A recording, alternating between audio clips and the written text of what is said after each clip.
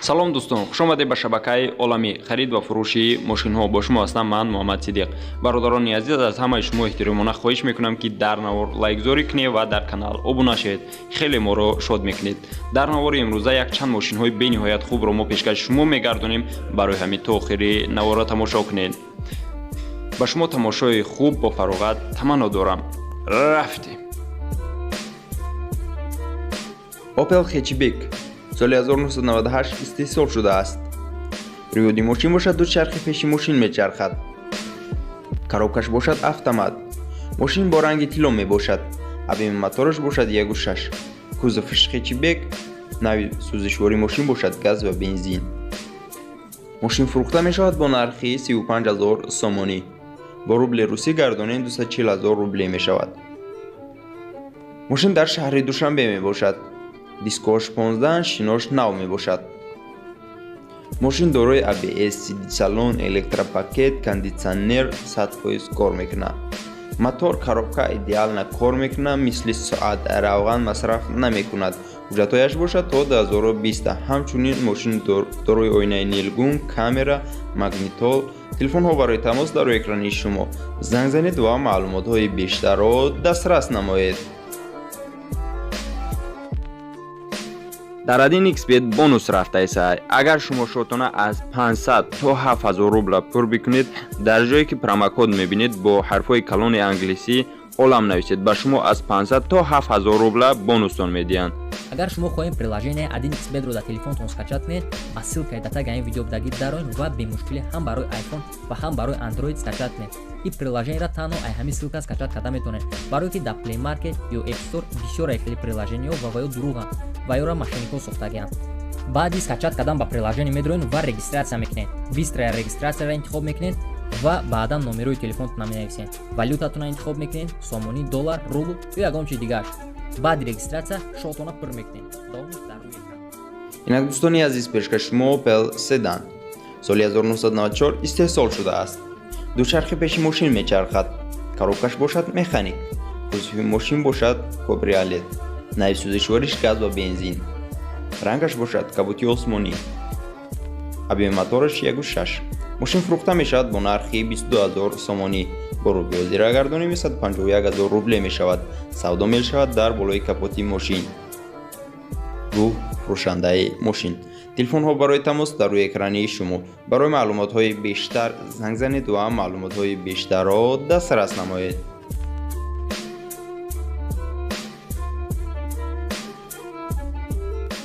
инак хоҳишмандои Daewoo Nexi, лайкҳои бо видеоро фаромӯш намесозем. рафтем. агар шумо мошин ё ягон техникаи бо арзиш дошта бошед, бо ин рақамҳое ки дар рӯи экран мебинед, танҳо бо тариқи Viber равон бикунед. соли 1995 истеҳсол шудааст. дучархи пеши мошин мечархад. коробкаш бошад механик. кузови мошин бошад седан. нави сӯзишвориш газ ва бензин. ранги мошин бошад кабути сиёҳдоғ. объеми мотораш 1.8. мошин фурӯхта мешавад бо нархи 15000 сомонӣ. бо рубли ҳозира гардонем 300000 рубле мешавад. мошин дар ҳолати хуби техникӣ қарор дорад. мошин Германия, проблема надорад. хатовой мотор айрӯи ҳазорай. 1 сола ҳуҷҷат дорад. харидори аниқ боша бо арзон мешавад. телефонҳо барои тамос дар рӯи экрани шумо. барои маълумотҳои бештар занг занед ва маълумотҳои бештарро дастрас намоед. дӯстони азиз, агар шумо хоҳед ки аз хона но баромада пул кор кунед, ссилкаи дар таги видео меша, ҳатман дароед. инак дӯстони азиз, пешкаши шумо ВАЗ 2107 мошини айни ҳол дар шаҳри Душанбе мебошад. соли 2011 истеҳсол шудааст. приводи мошин бошад дучархи қафояш мечархад. коробкаш бошад механик. кузови мошин бошад седан. нави сӯзишвориш танҳо бензин. рангаш бошад асфалтитар. объеми мотораш 1.6 мебошад. мошин фурӯхта мешавад бо нархи 35000 сомонӣ. бо рубли русӣ гардонем 240000 рубле мешавад. мошин дар ҳолати хуби техникӣ қарор дорад, ягон камбудӣ надорад. тамошогарони муҳтарам, мо танҳо мошинҳои хубро пешкаши шумо мегардонем. ҳатман фикри худтона наистидоиди мошинҳо. ҳамчунин мошинро қарз гирифта мешавад. телефонҳо барои тамос дар рӯи экрани шумо. барои маълумотҳои бештар занг занед ва маълумотҳои бештарро дастрас намоед.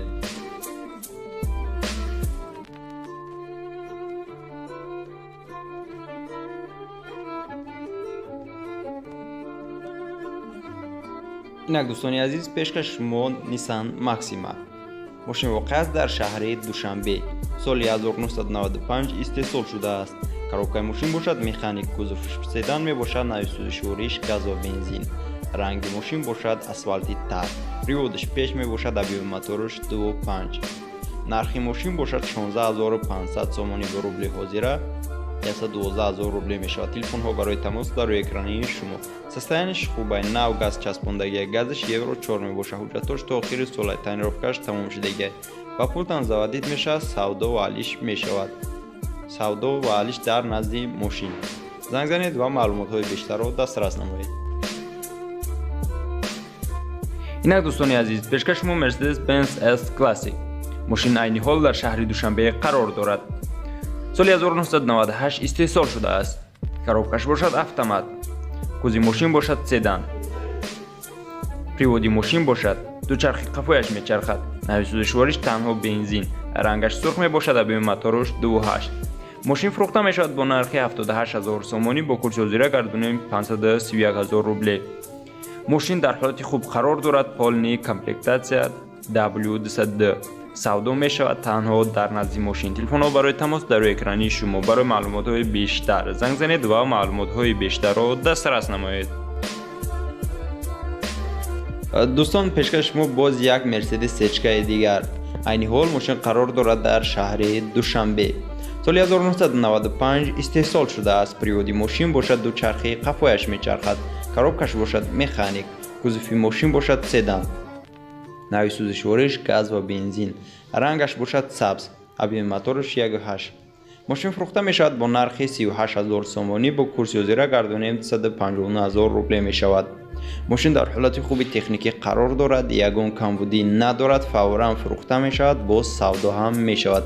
телефонҳо барои тамос дар рӯи экрани шумо. барои маълумотҳои бештар занг занед ва маълумотҳои бештарро дастрас намоед.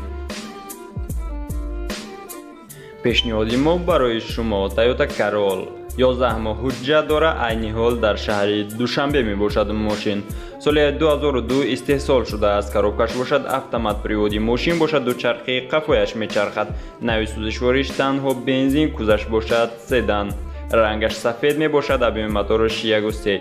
умуман газро дидагӣ нест, танҳо бензинаи мошин тозаҳай. мошин фурӯхта мешавад бо нархи 51000 сомонӣ, бо курси ҳозира гардонем 346000 рубле мешавад. бо савдо ҳам мешавад. телефонҳо барои тамос дар рӯи экрани шумо. барои маълумотҳои бештар занг занед ва маълумотҳои бештарро дастрас намоед.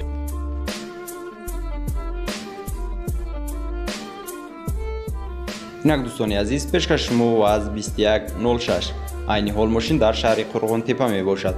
соли 1989 истеҳсол шудааст. коробкаш бошад механик. кӯзи мошин бошад седан. нави сӯзишвориш танҳо бензин. приводи мошин бошад дучархи, қафояш мечархад. рангаш бошад бури сиёҳ ранг. объеми мотораш 1.1. нархи мошин бошад 6000 сомонӣ. бо рубли ҳозира гардонем 40000 рубле мешавад. телефонҳо барои тамос дар рӯи экрани шумо. барои маълумотҳои бештар занг занед ва маълумотҳои бештарро дастрас намоед. дӯстони азиз, лайкҳои бо видеоро фаромӯш намесозем. мегзарем ба мошини навбатӣ.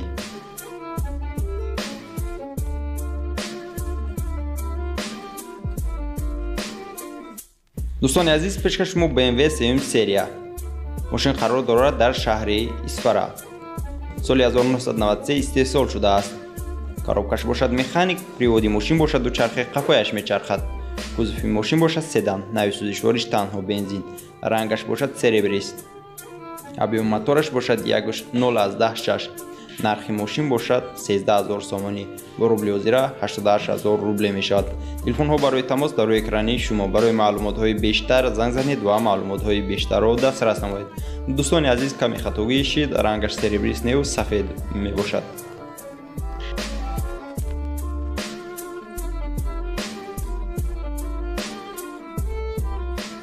инак дӯстони азиз, пешкаши шумо BMW M5 охирон пешниҳоди мо барои шумо дар навори имрӯза.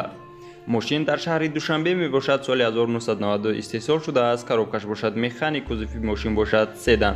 приводи мошин бошад дучархи, қафояш мечархад. нави сӯзишвориш танҳо бензин. рангаш бошад кабуд. объеми мотораш 3.8. ماشین فروخته می شود با نرخ 34000 سومانی، با کورس روسی گردونیم 231000 روبل می شود. تلفن ها برای تماس در روی اکرانی شما. برای معلومات های بیشتر زنگ زنید و معلومات های بیشتر را دسترس نمایید. دوستان عزیز، لایک و ویدیو را فراموش نکنید. ماشین در حالت خوب تکنیکی قرار دارد، یگان کمبودی ندارد. دوستان عزیز، نوار ما و شما در همینجا به انجام میرسد. رحمت که تا آخر نوار ما را دستگیری کرده، همراهی کردید. یک جهان تشکر. اگر شما ماشین یا یگان تکنیک با ارزش داشته باشه، با رقم ما تنها با طریق وایبر روان کنید. سربلندی، خانوادگی، تنصیحات، ایمانی مستحکم بر یک شما خواهانم. دوستان عزیز، در کانال ابونه شید و زنگوله را فعال نمایید و در کامنتار نویسید که ما ماشین رو بیشتر پیشکش شما گردونیم. خیر همتون دوستان. برادران عزیز، به شما داروی گیاهی رو توصیه می‌دهم. اپیدمی پستا برای بقوت کردن مردانگی، برای شخصانی که کودکدار نمیشن فوی سپرم رو زنده کردن، همچنین برای شخصانی که در وقتی همخوابه شدن به حرکت میباشند و همچنین برای ورزشکاران توصیه داده می شود. یکی از داروهای گیاهی دیگر این فرنگ میباشد، برای مردهایی که زنهای خود را راضی نمیکنند در وقتی همخوابه شدن، تیز کارشان را تمام میکنند. شما می توانید همخوابه شدنتان را تا 45 دقیقه دراز بکنید. سمیوان برای وزن گرفتن و شخصانی که به ورزش مشغولند به نهایت پیشنهاد خوب می باشد. مومیو بوتومین برای درد استخوان، برای به قوت کردن استخوان، روده، معده، بیماری‌های شش، سلفه، آلرژی. خلبه برای خنک زدگی، سنگ گرده، پروستات، پیشابدان. همچنین حدیث پیامبر است که به صد درد دوا می باشد. سینول برای کرم روده و جگر. برادران عزیز، اگر شما خواهید که از این داروی گیاهی دسترس کنید، با رقمایی که در روی اکران میبینید زنگ زنید. همچنین با طریق پشت به تمام گوشه جهان به شما میرسانند.